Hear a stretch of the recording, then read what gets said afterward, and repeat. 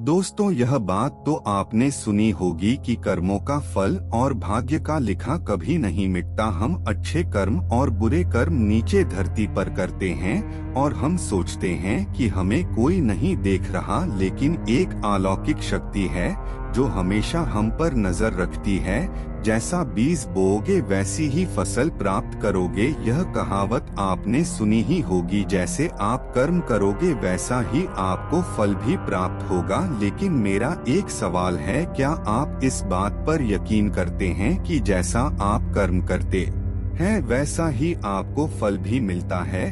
आइए इस कहानी के माध्यम से समझते हैं। दोस्तों, यह कहानी बड़ी ही शिक्षाप्रद, महत्वपूर्ण और ज्ञानवर्धक है। मेरा आपसे निवेदन है कि कहानी के अंत तक हमारे साथ में बने रहना। नमस्कार दोस्तों, ट्रू वाणी यूट्यूब चैनल में आपका दिल से स्वागत है। बहुत समय पहले की बात है। एक गांव में हरीश नाम का किसान रहता था। उसके परिवार में सिर्फ हरीश और उसकी पत्नी रहती थी। एक दिन वह किसान और उसकी पत्नी अनाज बेचने के लिए दूसरे नगर गए थे। जब वह अनाज बेचकर दूसरे नगर से अपने नगर आ रहे थे, दोनों अनजान शहर में एक सुनसान रास्ते से जा रहे थे। जब वह दूसरे राज्य की सीमा से निकले तो उन्हें रास्ते में कुछ डाकू मिल गए और उन डाकुओं ने उस किसान और उसकी पत्नी के पास जो कुछ भी था वह सब कुछ लूट लिया। और इस तरह किसान और उसकी पत्नी को डाकुओं ने भिखारी बना दिया। इसके बाद डाकू का गिरोह वहां से चला गया। डाकू तो चले गए, लेकिन किसान और उसकी पत्नी को लूटने के बाद वह दोनों चिंता में पड़ गए और सोचने लगे कि आगे क्या किया जाए। एक तो अनजान शहर, और अनजान शहर में दोनों का बुरा हाल था, क्योंकि अनजान शहर में पैसा ही सब कुछ होता है।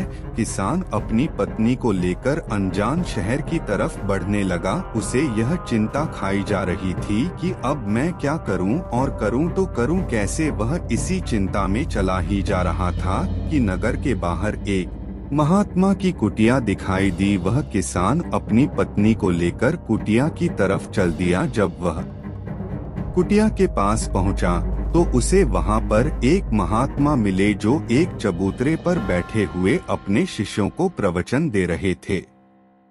महात्मा को देखकर किसान सोचने लगा, क्यों ना इन साधु महाराज को अपनी समस्या बताऊं, शायद यह मेरी समस्या का कुछ समाधान कर दें। ऐसा विचार करके वह किसान उन साधु महात्मा के पास पहुंच गया और उन्हें प्रणाम किया। फिर बहुत ही विनम्र स्वर में उसने अपनी समस्या उन महात्मा को बताई और कहने लगा, महाराज, यदि किसी तरह आप मेरी पत्नी को किसी सेठ के पास गिरवी रखवाकर मुझे कुछ पैसे दिलवा दें तो आपकी बड़ी कृपा होगी। जब साधु ने किसान की बात सुनी तो उस साधु महात्मा को उस किसान पर दया आ गई। साधु ने अपने परिचित सेठ के बारे में बताया और उस किसान को उसके पास भेज दिया। किसान अपनी पत्नी को लेकर उस सेठ के पास पहुंच गया और उस सेठ से हाथ जोड़कर कहने लगा, सेठ जी, मुझे कुछ पैसों की आवश्यकता है। मेरे पास गिरवी रखने के लिए और तो कुछ नहीं है, बस मेरी पत्नी है।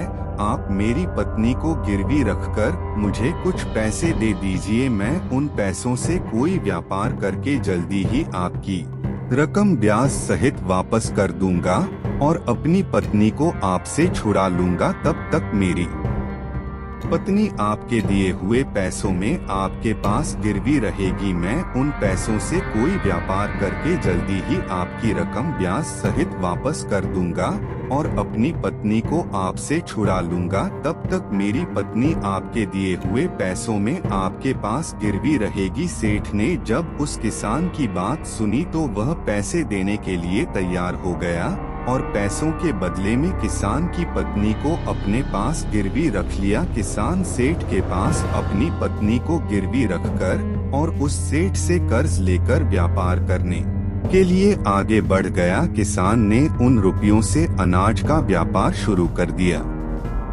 वह अब किसान से व्यापारी बन गया। अब सस्ते दामों में किसानों से अनाज को खरीदता था और दूसरे जरूरतमंद किसानों को महंगे दामों में बेच देता था। इस प्रकार हरीश ने उन पैसों से बहुत ही कम समय में अच्छा खासा धन अर्जित कर लिया। जब हरीश ने खूब पैसा कमा लिया तो 8 महीने बाद फिर हरीश उसी नगर में वापस लौट आया जिस नगर में वह अपनी पत्नी को उस सेठ के पास गिरवी रख कर गया था। हरीश नगर में आकर सीधा उस सेठ के पास पहुंच गया और सेठ के पास पहुंचकर कहने लगा, सेठ जी, मैं 8 महीने पहले आपके पास अपनी पत्नी को गिरवी रख कर गया था।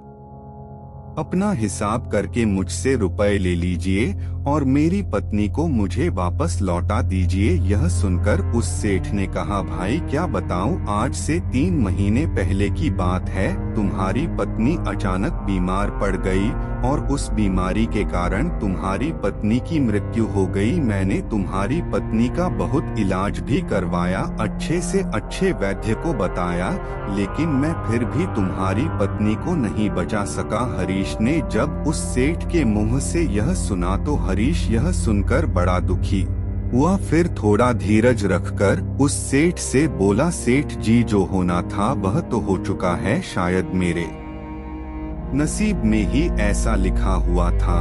वह मेरे साथ रहती तब भी आयु पूरी होने पर उसे मरना ही पड़ता। होने को कौन टाल सकता है। फिर भी आप अपने पैसे मुझसे ले लीजिए ताकि मुझे इस बात का संतोष हो जाए कि मैंने अपना ऋण चुका दिया और मैंने आपका कर्ज चुका कर अपनी पत्नी को गिरवी रखने के कलंक से खुद को बचा लिया। हर इसकी बात सुनकर वह सेठ बोला, नहीं भाई, अब मैं तुझसे वह पैसे कैसे ले सकता हूँ। जब मैं तुम्हारी अमानत ही तुम्हें नहीं लौटा सकता तो अपना कर्ज वापस लेने का मुझे कोई हक नहीं है। हरीश ने बार बार सेठ से अपना ऋण वापस लेने का आग्रह किया परंतु सेठ नहीं माना। उदास भाव से रामू जब वहां से निकला तो रास्ते में फिर उसी स्थान पर पहुंच गया जहां पर वह उन साधु महात्मा से पहली बार मिला था। हमेशा की तरह साधु महात्मा अपने चबूतरे पर बैठे हुए अपने शिष्यों को प्रवचन दे रहे थे। हरीश भी मन की शांति के लिए वहीं पर जाकर बैठ गया और उन साधु महात्मा के प्रवचन सुनने लगा। साधु महात्मा ने जब हरीश को देखा तो साधु महात्मा उसे पहचान गए और उसका हालचाल पूछने लगे। हरीश ने पूरा घटनाक्रम उन साधु महात्मा को बता दिया। वह साधु एक सिद्ध महात्मा थे। रामू की बात सुनकर उस साधु ने कहा, भाई, उस सेठ ने तेरे साथ धोखा किया है। तेरी पत्नी निश्चित रूप से जीवित है। भाई, तेरी पत्नी को या तो उस सेठ ने अपने घर में छुपा लिया है या फिर उस सेठ ने तेरी पत्नी को अपने किसी परिचित के यहाँ दूर किसी जगह पर भेज दिया है।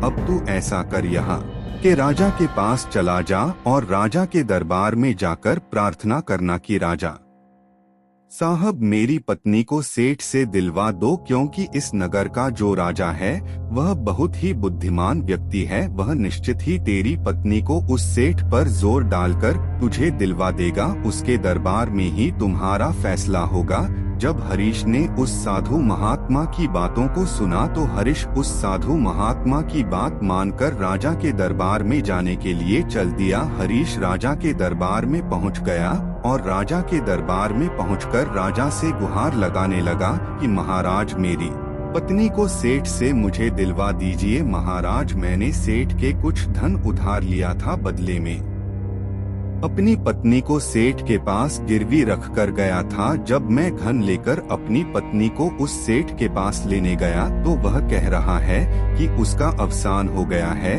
वह झूठ बोल रहा है। हरीश की प्रार्थना सुनकर राजा ने सेठ को दरबार में बुलाया और उससे कहा, सेठ, क्या यह बात सच है कि यह किसान कुछ रुपयों के बदले में अपनी पत्नी को तुम्हारे पास गिरवी रख कर गया था? सेठ ने स्वीकार करते हुए कहा कि हाँ राजन, किसान की यह बात बिल्कुल सच है। राजा ने फिर कहा, तुम इसकी पत्नी को क्यों नहीं लौटा रहे हो? राजा की बात सुनकर वह सेठ बोला, कैसे लौटा सकता हूँ महाराज, मैंने इस किसान को बता तो दिया कि आज से 3 महीने पहले इसकी पत्नी की मृत्यु हो चुकी है महाराज। अब मैं धर्मराज के पास जाकर तो इसकी पत्नी को वापस नहीं ला सकता। राजा ने पूछा, कोई गवाह है तुम्हारे पास जो इस बात की पुष्टि कर दे कि इसकी पत्नी की मृत्यु हो चुकी है? तो सेठ बोला, जी महाराज, इस बात की पुष्टि वह अच्छी तरह से कर देगा जिसने इस व्यापारी की पत्नी का इलाज किया था। वह 4 व्यक्ति भी इस बात की गवाही दे देंगे जो इसकी पत्नी को शमशान में जलाकर आए थे। उस सेठ ने यह बात इतने आत्मविश्वास के साथ कही कि राजा को भी उस पर भरोसा हो गया। तब राजा ने हरीश से कहा, भाई अगर तुम्हारी पत्नी जीवित होती तो हम तुम्हें अवश्य दिलवा देते, अब तो हमारी भी मजबूरी है। इस प्रकार राजा ने हरीश को समझा बुझाकर वापस भेज दिया। हरीश फिर से साधु महात्मा के पास पहुंच गया और जो कुछ दरबार में राजा और सेठ ने कहा वह सारी बातें साधु महात्मा को बता दी। यह सब सुनकर उस ज्ञानी महात्मा ने कहा, मैंने राजा को इतना विवेकहीन नहीं समझा था। मुझे दुख है कि उसने तुम्हारे साथ कोई न्याय नहीं किया। उस राजा ने सेठ की बातों पर तो यकीन कर लिया और तुम के समझा बुझाकर मेरे पास वापस भेज दिया। अब तुम मेरी एक बात सुनो, तुम एक बार फिर से राजा के पास जाओ और उसे कहना कि सिर्फ 3 घंटे के लिए वह अपनी राजगद्दी पर मुझे बैठने का अधिकार दे दे। तब मैं राजा को बताऊंगा कि न्याय कैसे किया जाता है और न्याय किसे कहते हैं।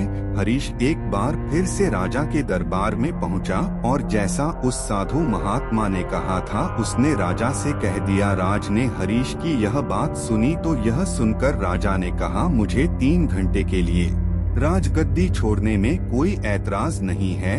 यदि ऐसा करने से तुम्हें न्याय मिल जाएगा तो मैं 3 घंटे के लिए उस साधु महात्मा के लिए अपनी राजगद्दी छोड़ दूंगा। तुम उन महात्मा को राज दरबार में ले आओ। हरीश ने जब राजा के यह वचन सुने तो हरीश साधु महात्मा के पास गया और उन साधु महात्मा को राज दरबार में ले आया। जब साधु महात्मा राज दरबार में पहुंच गए तो राजा ने अपनी राजगद्दी उन साधु महात्मा को सौंप दी। फिर राजगद्दी पर विराजमान होते ही साधु महात्मा के सामने उस सेठ को दरबार में प्रस्तुत किया और उससे कहा, सेठ जी, आपने कहा कि इस किसान की पत्नी आपके पास रहते हुए 3 महीने पहले ही स्वर्ग से धार गई और आपका कहना है कि आपके पास इसकी पत्नी के मरने के गवाह भी मौजूद हैं। क्या मैं उन गवाहों से मिल सकता हूँ? फिर राजा बने साधु महात्मा के आदेश पर सेठ के गवाह पेश किए गए। सबसे पहले साधु ने उस वैद्य को बुलाया जिसने हरीश की पत्नी का इलाज किया था। साधु ने वैद्य से पूछा, क्यों भाई, आपने ही हरीश की पत्नी का इलाज किया था? वैद्य बोला, जी हुजूर, मैंने ही हरीश की पत्नी का इलाज किया था। वैद्य की बात सुनकर वह साधु बोला, अच्छा वैद्य जी, मुझे यह बताओ कि तुम हरीश की पत्नी का इलाज करने के लिए सेठ के घर जाते थे या फिर रामू की पत्नी इलाज करवाने के लिए तुम्हारे पास आती थी? राजा बने साधु महात्मा की बात सुनकर वह वैद्य राजा से बोला, महाराज, सेठ जी मेरे औषधालय पर स्वयं आकर दवा ले जाते थे। साधु बोला, यानी तुम विश्वास के साथ यह नहीं कह सकते कि वह दवा सेठ रामू की पत्नी के लिए ही ले जाता था या फिर किसी और के लिए? साधु की बात सुनकर वह वैद्य बोला, हाँ महाराज, यह बात मैं यकीन के साथ तो नहीं कह सकता कि सेठ किसके लिए दवाई ले जाते थे, लेकिन सेठ जी मुझसे दवाई जरूर ले जाया करते थे। वैद्य की बात सुनकर वह साधु बोला, इसका मतलब तो यही हुआ कि तुम मरीज को बिना देखे ही दवाइयाँ देते हो। यह तो बहुत ही गंभीर है। तुम दवा के स्थान पर किसी को जहर भी तो दे सकते हो और हो सकता है तुम्हारे द्वारा दिए हुए जहर से ही हरीश की पत्नी की मृत्यु हुई हो। उस साधु की यह बातें सुनकर वैद्य का चेहरा डर के मारे पीला पड़ने लगा और वह भयभीत स्वर में बोला, नहीं हुजूर, ऐसा हरगिज नहीं हो सकता। मैं अपने किसी मरीज को दवा के बदले भला जहर क्यों दूंगा और इस तरह से मेरी सारी मान प्रतिष्ठा भी धूल में मिल जाएगी। वैद्य की बात सुनकर वह साधु महात्मा बोला, अब तो तुम ऐसा ही कहोगे। मैं तुम्हें अपने कर्तव्य के प्रति लापरवाही करने के और एक मरीज के जीवन से खिलवाड़ करने के अपराध में 50 कोड़े लगाने का आदेश देने जा रहा हूँ। इसके साथ ही तुम्हारा मुहक्का करके सारे नगर में तुम्हें घुमाया भी जाएगा। अब तुम सोच लो, वैद्य सच बोलोगे या फिर मैं सैनिकों को तुम्हें गिरफ्तार करने का आदेश दूं? यह सुनकर वैद्य का शरीर कांपने लगा और वह उस साधु के कदमों में जा गिरा और बोला, हुजूर मुझे माफ कर दीजिए, मैं स्वीकार करता हूँ कि मैंने सेठ के किसी मरीज का कोई भी इलाज नहीं किया। सेठ ने तो मुझे पैसे दिए थे और कहा था कि यदि गवाही की आवश्यकता पड़े तो ऐसा कहकर उसके पक्ष में गवाही दे दूं। बस मेरा इतना ही अपराध है कि मैंने लालच में आकर इस सेठ का प्रस्ताव स्वीकार कर लिया। राजा बने साधु महात्मा ने कहा, वैद्य जी कुछ भी हो, आपने अपराध तो किया है, इसलिए मैं तुम्हें झूठी गवाही के इल्जाम में 100 कोड़े लगाने का आदेश देता हूँ। साधु महात्मा के आदेश का राजा के सैनिकों ने तुरंत ही पालन किया। सैनिकों ने तत्काल ही उस वैद्य को पकड़ लिया और भरे दरबार में उसे कोड़े लगाने लगे। पहला कोड़ा लगते ही वह जोर से चीख पड़ा और कहने लगा, महाराज मुझ पर रहम कीजिए, महाराज मुझ पर दया कीजिए, मैं मर जाऊंगा। हर कोड़े के साथ उसके गले से करुणामय आवाजें निकलने लगी। उसकी चीखें राज दरबार में गूंज उठी। वैद्य के साथ ऐसा होते हुए देखकर सेठ के गवाह के तौर पर बुलाए गए उन चारों व्यक्तियों के कलेजे दहल गए जिन्होंने हरीश की पत्नी को स्मशान में ले जाकर जलाने की बात कही थी। अब बारी उन चारों गवाहों की आई। साधु महात्मा ने उनसे पूछा, तुम लोगों का कहना है कि तुम चारों ने इस हरीश किसान की मृत पत्नी का शव ले जाकर स्मशान में उसे जलाकर आए थे। मुझे यह बताओ कि अंतिम संस्कार से पहले जब मृत शरीर को स्नान कराया जाता है, फिर उसे कफन में लपेटकर धरती पर रखा जाता है, स्नान के दौरान क्या तुमने उस स्त्री का मृत शरीर देखा था? यह सुनकर उस सेठ के चारों गवाह कहने लगे, नहीं हुजूर, उसका मृत शरीर तो हमने देखा ही नहीं था। जब सेठ जी ने अर्थी तैयार कर ली थी, उसके बाद ही हम उसे स्मशान में ले गए और उसे जलाकर आए। उन चारों गवाहों की बात सुनकर वह साधु महात्मा बोला, और तुमने यह जानना भी उचित नहीं समझा था कि उस अर्थी में कोई मृत मनुष्य लेटा है या कोई जीवित व्यक्ति? कहीं ऐसा तो नहीं किसी जहरीले पदार्थ से बेहोश व्यक्ति उस अर्थी में लेटा हो और उसे तुम स्मशान में ले जाकर जलाकर आ गए हो? यह तो एक बहुत ही गंभीर अपराध है। इसके लिए तुम लोगों को मृत्युदंड की सजा भी दी जा सकती है।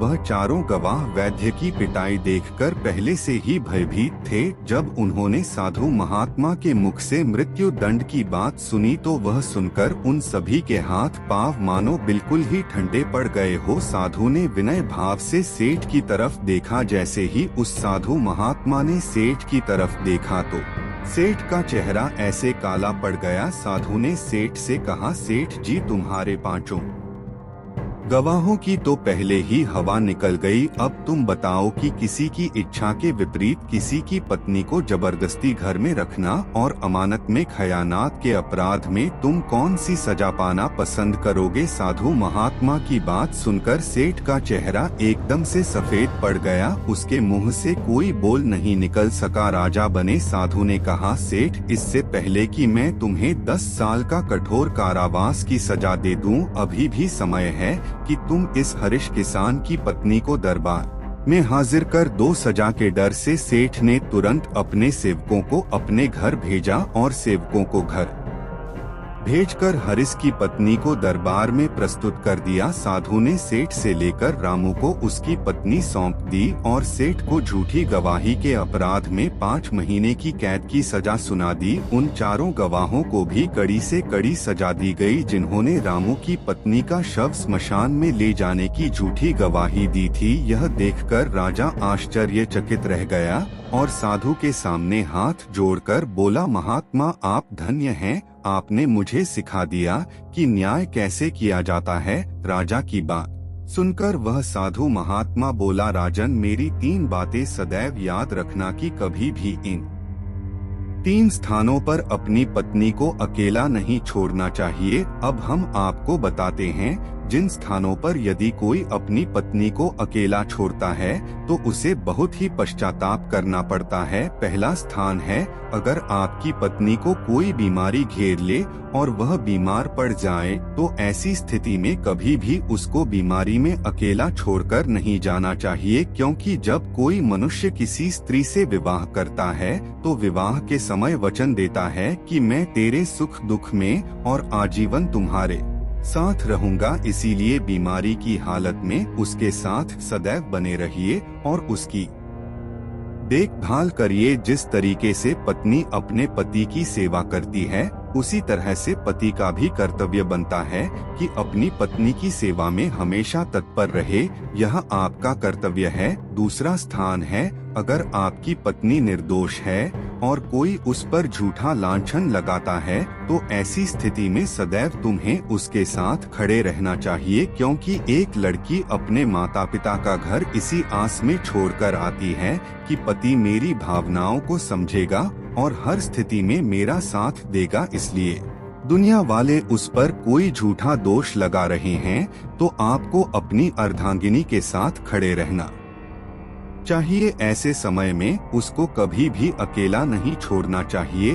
या कभी कोई ऐसी स्थिति आए तो उस समय तुम्हें अपनी पत्नी को बोलना चाहिए कि तुम बिल्कुल भी चिंता मत करो, मैं तुम्हारे साथ खड़ा हूँ। तीसरा स्थान है, कभी भूल कर भी अपनी पत्नी को पराये पुरुषों के पास नहीं छोड़ना। तीसरा स्थान है, किसी भी परिस्थिति में अपनी पत्नी को किसी अन्य पुरुष के साथ अकेला नहीं छोड़ना चाहिए, क्योंकि आज के समय में किसी का कुछ नहीं पता कौन कब और किसके साथ दगा कर दे। दोस्तों, आपने आज के इस वीडियो से क्या सीखा वह मुझे आप कमेंट में बता सकते हैं। इसी के साथ में उम्मीद है कि आपको आज की वीडियो पसंद आई होगी, तो इस वीडियो को उस इंसान को शेयर करें जिससे यह कहानी सुनने की जरूरत है। पसंद आया हो तो वीडियो को लाइक और चैनल को सब्सक्राइब कर बेल आइकन दबा ले। तो चलिए फिर मिलते हैं ऐसी एक और नई वीडियो में एक नए मैसेज के साथ। तब तक के लिए अपना ख्याल रखें। धन्यवाद और नमो बुद्धाय।